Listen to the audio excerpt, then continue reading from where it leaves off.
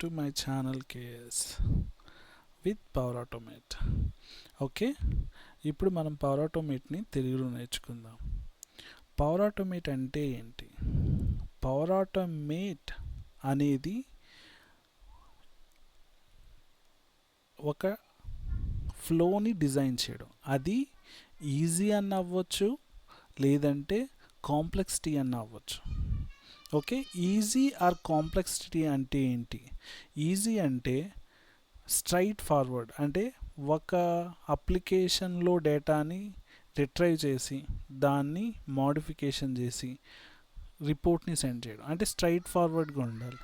అలా కాకుండా కాంప్లెక్సిటీ అనే దానికి మీనింగ్ ఏంటంటే ఒక అప్లికేషన్లో డేటా తీసుకుని వేరే అప్లికేషన్లో డేటాని ఫిల్ చేయడం, లేదంటే రెండు అప్లికేషన్స్లోని డేటాని తీసుకొని దాని డేటా మ్యానిపులేషన్స్ చేసి ఫైనల్ రిపోర్ట్ని రెడీ చేయడం. అంటే మోర్ దాన్ 2 అప్లికేషన్స్ యూజ్ చేసామనుకోండి, అది ఏమవుతుందంటే కాంప్లెక్సిటీ అవుతుంది, రైట్? సో ఒక సింగిల్ ఇక్కడ ఎగ్జాంపుల్ మీకు పరమానందయ్య గారి శిష్యుల స్టోరీ తెలిసే ఉంటుంది. సింగిల్గా ఉంటే ఈజీగా ఎవరైనా బ్రేక్ చేస్తారు, అదే కలిసి ఉంటే బ్రేక్ చేయడం అనేది చాలా కష్టమైన పని. ఇక్కడ కూడా ఏంటంటే సింపుల్ ఫ్లో అనేది స్ట్రైట్ ఫార్వర్డ్గా ఈజీగా డిజైన్ చేసేయచ్చు, కానీ కాంప్లెక్సిటీ వచ్చేసరికి దానికి నెంబర్ ఆఫ్ అప్లికేషన్స్ ఇంటరాక్ట్ అయ్యి ఉంటాయి. Okay, task can use any applications అంటే ఒక అప్లికేషన్ అనే కాదు, దీని పవర్ ఆటోమేషన్ యూజ్ చేసి మనం ఎనీ టైప్ ఆఫ్ అప్లికేషన్స్ని ఆటోమేషన్ చేయొచ్చు.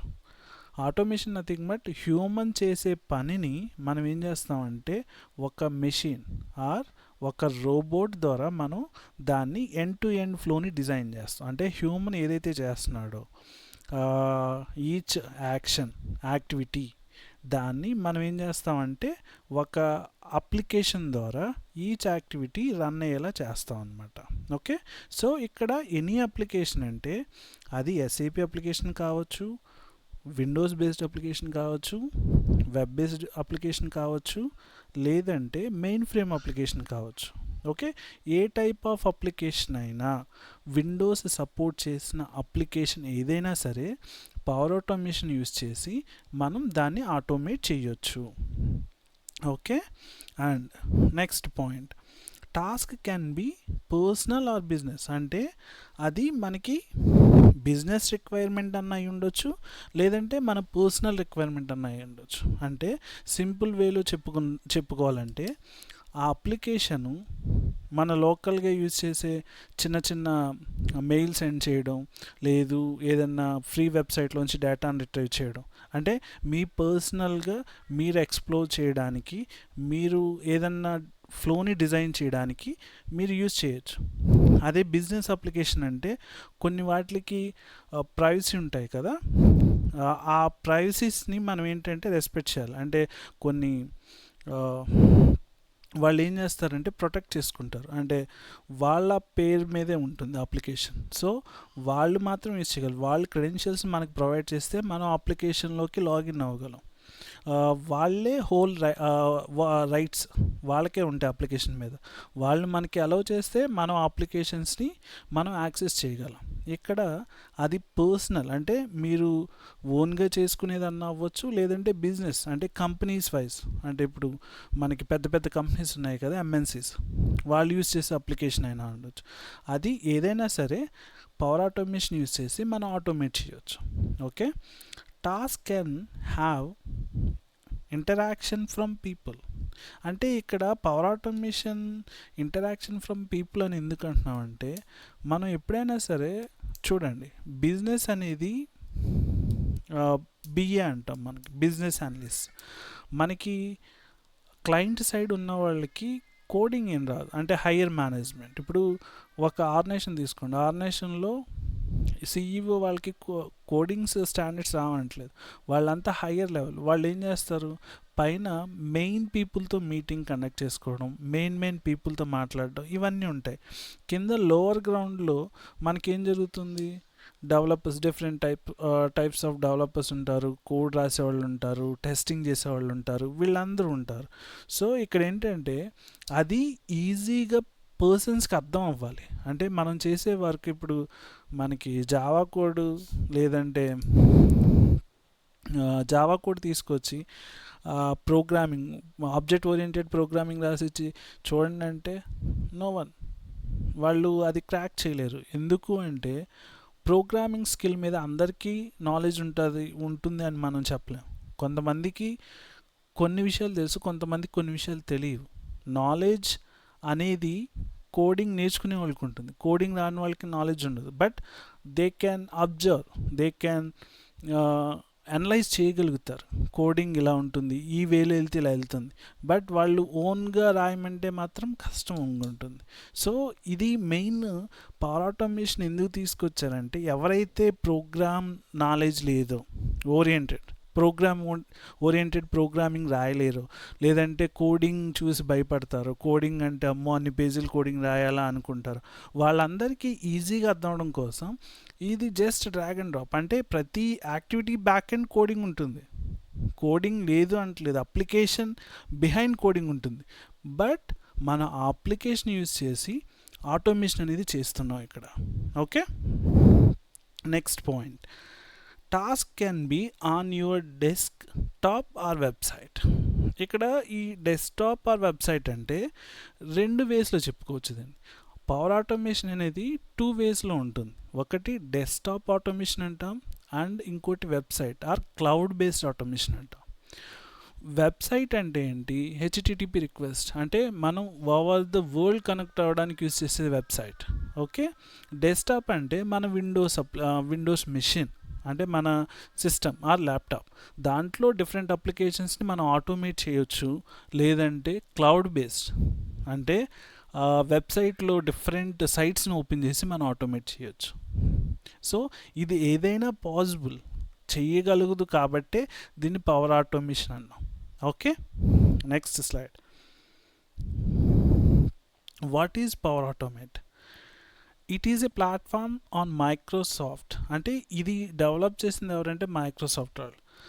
Work flow to interact with people as well as other systems, అంటే ఇది పీపుల్తో ఇంటరాక్ట్ అవుతుంది ఈజీగా, అండ్ సిస్టమ్స్ అంటే సిస్టమ్ అంటే నథింగ్ బట్ మనకి different clients or companies or vendors, వీళ్ళందరితో మనం ఇంటరాక్ట్ అవ్వడానికి దీన్ని యూజ్ చేస్తాం.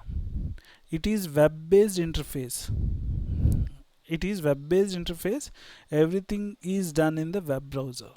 అంటే ఇక్కడ మనకి బ్రౌజర్ ఉంటే చాలు, అది మొబైల్లోనా సరే మీరు ఓపెన్ చేయొచ్చు, లేదంటే వెబ్సైట్లో ల్యాప్టాప్లో అయినా ఓపెన్ చేయొచ్చు. మీరు ఓపెన్ చేసిన తర్వాత ఏం చేస్తారు? ఆ పర్టికులర్ ఫ్లో మీదైతే క్రియేట్ చేశారు వర్క్ ఫ్లో, అది మీ హ్యాండ్ నుంచే రన్ చేయొచ్చు. అంటే ఆ వెబ్ బేస్ నుంచే మనం ట్రిగ్గర్ చేయొచ్చు ఫ్లోని. అలా ఫ్లోని ట్రిగ్గర్ చేసి మన flow end to end run అయిందా లేదా అని చెక్ చేసుకోవచ్చు. Okay, it is built for business users not developers. So it is easy to learn. అంటే మనం నేర్చుకోవడానికి చాలా ఈజీ, బట్ దాని బ్యాక్ ఎండ్ చాలా కోడింగ్ ఉంటుంది. దాని గురించి కొంతమంది ఆలోచిస్తారు, కొంతమంది ఆలోచించరు. కానీ it is built for business users. ఇక్కడ బిజినెస్ యూజర్స్ అని ఎందుకన్నారు? ఏ డెవలపర్స్, ఏ సాఫ్ట్వేర్స్ అనొచ్చు కదా. ఎందుకంటే మనం బిజినెస్ యూజర్స్ అంటే ఇప్పుడు మ్యాక్సిమం కంపెనీస్ తీసుకోండి, అంటే కంపెనీస్లో డిఫరెంట్ డొమైన్స్ ఉంటాయి. బ్యాంకింగ్ ఉంటుంది, టెలికాం ఉంటుంది, అండ్ రిటైల్ మార్కెటింగ్ ఉంటుంది. సో ఈ డొమైన్స్ అన్నిటిలోనూ బిజినెస్ చాలా జరుగుతుంది. ఓకే, ఈ బిజినెస్ పీపుల్ అంతా హై లెవెల్ పీపుల్. వీళ్ళు కోడింగ్స్ రాసి అన్నీ చేయరు, వాళ్ళకి చార్ట్స్, డయాగ్రామ్స్ లేదంటే రిపోర్ట్స్ మీద డిపెండ్ అవుతారు. వీళ్ళు రిపోర్ట్స్ మీద డిపెండ్ అయ్యి వాళ్ళ కంపెనీ గ్రోత్ ఎంత ఉంది, ఎంత గ్రోత్ పెరిగింది అంటే మనకి క్వార్టర్ టు క్వార్టర్ రిజల్ట్స్ వస్తాయి కదా. సేమ్ లైక్ బిజినెస్ యూజర్స్ వాళ్ళు రిజల్ట్స్ మీద చూస్తారు, కానీ ఆన్ ద డీప్ లెవెల్లో వెళ్ళి లోవర్ లెవెల్లో ఏం జరిగింది, ఎందుకు ఇంత వచ్చింది అనేది ఎప్పుడు చేస్తారు, వాళ్ళకి ఏమైనా లాస్ వస్తే, లేదంటే వాళ్ళకి అనుకున్న క్వార్టర్కి మధ్య చాలా డిఫరెన్స్ వస్తే కనుక. Okay, so that is the reason it is built for business. అంటే వాళ్ళకి ఈజీగా అర్థం అవ్వాలి. మనం చెప్పే కోడింగ్ అనేది, నేను ఒక సాఫ్ట్వేర్ ఎంప్లాయీ, నేను చెప్పేది ఇంకో సాఫ్ట్వేర్ ఎంప్లాయీకి ఈజీగా అర్థమవుతుంది. నేను ఒక సాఫ్ట్వేర్ ఎంప్లాయీ, నేను వెళ్ళి బ్యాంక్లో కూర్చున్న క్లర్క్కి, బ్యాంక్లో కూర్చున్న క్యాషియర్కి ఆల్రెడీ వాళ్ళు క్యాష్ మేనేజ్మెంట్ ఇదంతా చేస్తారు కదా, వాడికి వెళ్ళి చెప్తే ఇది బాబు అంటే వాడికి ఏమన్నా అర్థమవుతుందా? లేదు. నేను వాడి దగ్గరికి వెళ్ళి ఇది కోడింగు, ఇలా రాస్తే ఇలా అవుతుంది అని చెప్తే వాడికి అర్థమవుతుందా? అర్థం అవుతుంది. ఎందుకు అర్థం అవుతుందంటే నేను కోడింగ్ రాయడం వల్ల వాడికి అర్థం అవుతుంది. అదే నేను ఒక డయాగ్రామ్ వేసి చూపిస్తే, ఓకే ఇది అప్లికేషను, దీంట్లో ఈ పర్టికులర్ క్రెడిట్ మేనేజ్మెంట్లో ఇంత ప్రాబ్లమెటిక్ ఉంది, సో ఇక్కడ క్లిక్ చేస్తే నాకు రిపోర్ట్ వస్తుంది. అది నేను డయాగ్రామ్ వేసి చూపిస్తే they can easy understand. So that is the reason ఇక్కడ పవర్ ఆటోమేట్ కూడా ఏంటంటే గ్రాఫికల్గా మనకి వర్క్ ఫ్లో అనేది డిజైన్ అవుతుంది. సో GUI, యూజర్ ఇంటర్ఫేస్, అక్కడ మనం ఏం చేస్తున్నాం అనేది యూజర్ అనేవాడు, లేదు business person, business SME, subject matter expert, so వీళ్ళు ఈజీగా అర్థం చేసుకోగలుగుతారు. ఈ ఆటోమేషన్ యూజ్ చేసేది మెయిన్ పర్పస్ వాళ్ళకి అర్థం అవడం కోసమే. అంటే వాళ్ళు ఆల్రెడీ మాన్యువల్గా చేస్తున్న వర్క్ని మనం ఏం చేస్తున్నాం అంటే ఈ టూల్స్ యూజ్ చేసి మనం ఆటోమేషన్ చేస్తున్నాం. అప్పుడు ఆటోమేషన్ చేసినప్పుడు మనం రాసే కోడింగ్ వాళ్ళకి అర్థం అవ్వాలి. ఎందుకంటే వాళ్ళ దగ్గర నుంచి మనం ఇన్పుట్ తీసుకుని మన వర్క్ ఫ్లో డిజైన్ చేస్తున్నాం. వాళ్ళు చెప్పినట్టు మనం ఏదో కోడ్ రాసి వాళ్ళకి ఇస్తే వాళ్ళు క్లిక్ చేస్తే రన్ అయిపోతుంది అనుకోవడం తప్పు. ఎందుకంటే అది బ్లైండ్నెస్ కదా.